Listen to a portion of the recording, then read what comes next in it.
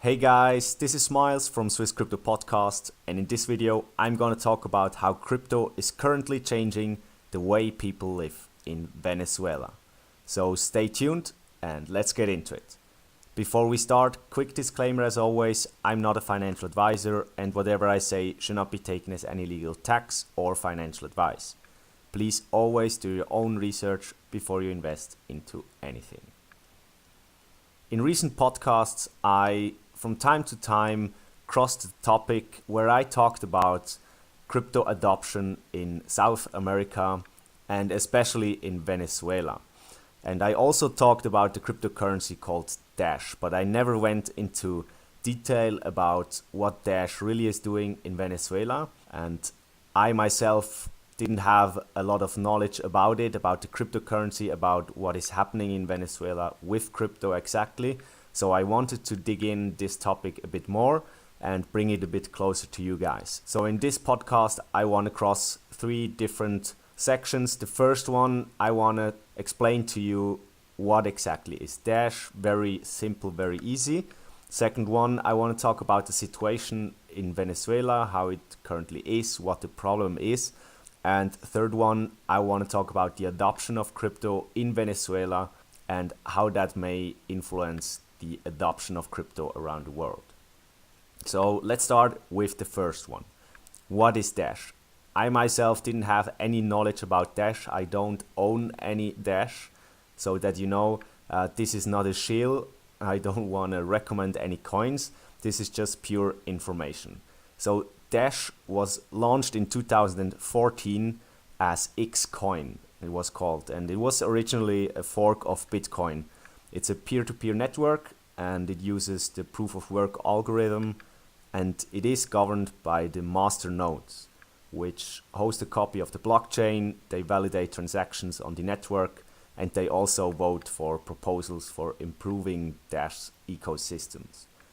There are currently 8.5 million Dash in circulation of a max of 18.9 million, and the current price of Dash is $64.5 per coin. Dash also offers private transactions in comparison to a lot of other cryptocurrencies where all the transactions can be viewed by everyone that wants to see them. Dash offers private transactions with the system they call private send system. It's really meant to be digital cash. That's what the company is trying to do. So they want to offer people a way that they can really use crypto on a day-to-day basis with different merchants in their country, so they can buy day-to-day things like toothpaste, coffee, etc. So this was a very quick overview over Dash. If you are interested in Dash, if you are very into Dash, please give me some more information, some more detailed information why you think Dash is really great in the comments down below. I'd be really interested in that. Please don't shill any coins, just take a factual approach with it, and I'd appreciate that very much. Next up is the situation in Venezuela. I've already talked a little bit about the situation in Venezuela in a previous video that I will link in the upper right corner if you are interested. To summarize it, Venezuela is currently battling a very bad hyperinflation. So money becomes less worth every day. And the inflation is expected to hit about 1,000,000% by the end of the year 2018. That's just incredible. If you compare it to the inflation rate of Switzerland, that is about 0.5 to 2%, about the same as the US inflation. And to show you what this means, 1,000,000% of inflation, I have a little example for you. One coffee in Venezuela currently costs 1.4 million bolivar.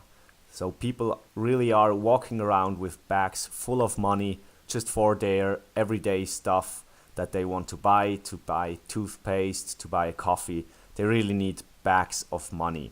And prices in Venezuela are actually doubling every 26 days or every month.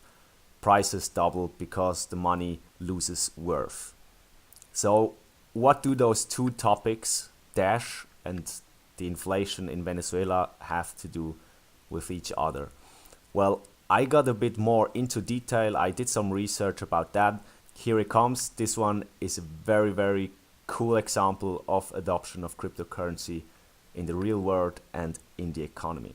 So the Dash cryptocurrency has actually been accepted in Venezuela by different big companies. So it offers Venezuelan people to pay with the Dash cryptocurrency.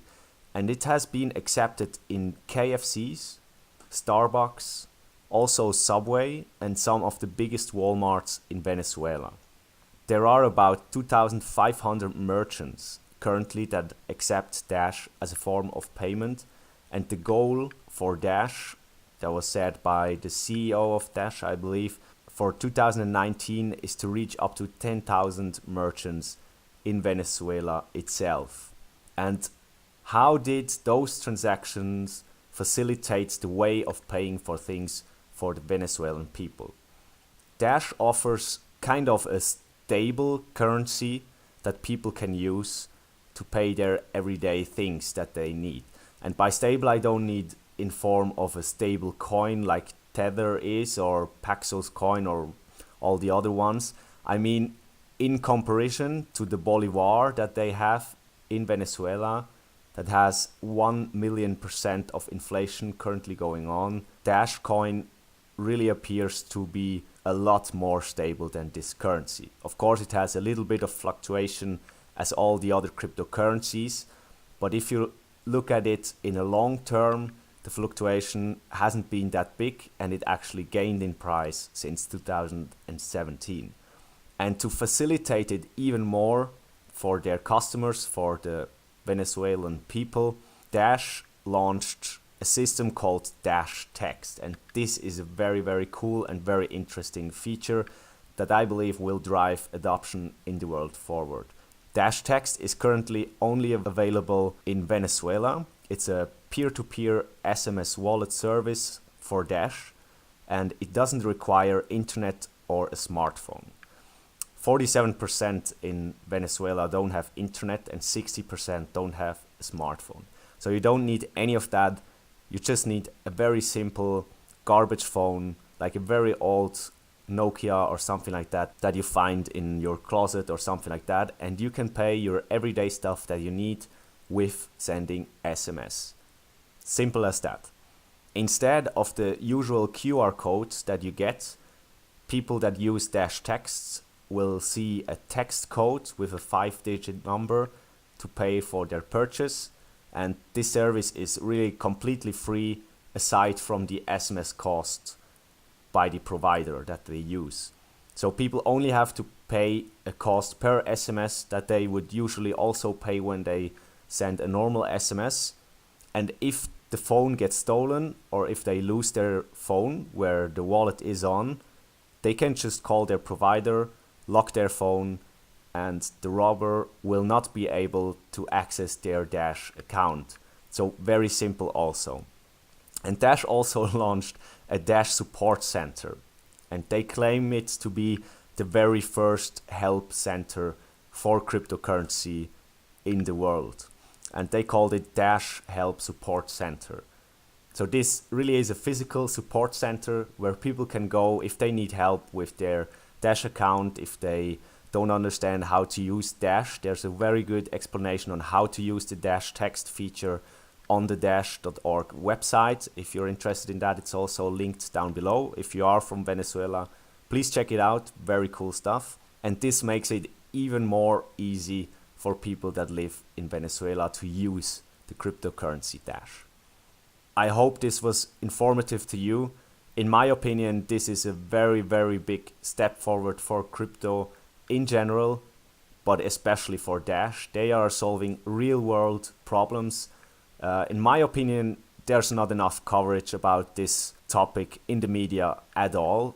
In Switzerland, we haven't heard anything of the Dash cryptocurrency that helps solving problems in South America, in Venezuela. I'm not sure how it is in America, how the news coverage is about Dash. I'm sure that some of you are very into Dash, that you already knew about this stuff. For me, it was pretty new. I did this podcast especially for people that are just interested in daily crypto inventions or developments that happen around the world. And I wanted to show you guys just how one company can probably solve a very, very big problem that a country has. And this currently only happens in Venezuela with Dash Text. Just imagine what happens if Dash Text launches in other countries that are also plagued by inflation, like a lot of countries are in Africa, in the Middle East, and so on and so on. I hope you found it interesting. If you like that little bit focused podcast, please give it a thumbs up. Subscribe to the channel, that would mean a lot to me. Click the bell to get notified if I upload a video. This will be every Tuesday and Thursday. And stay tuned for the next one.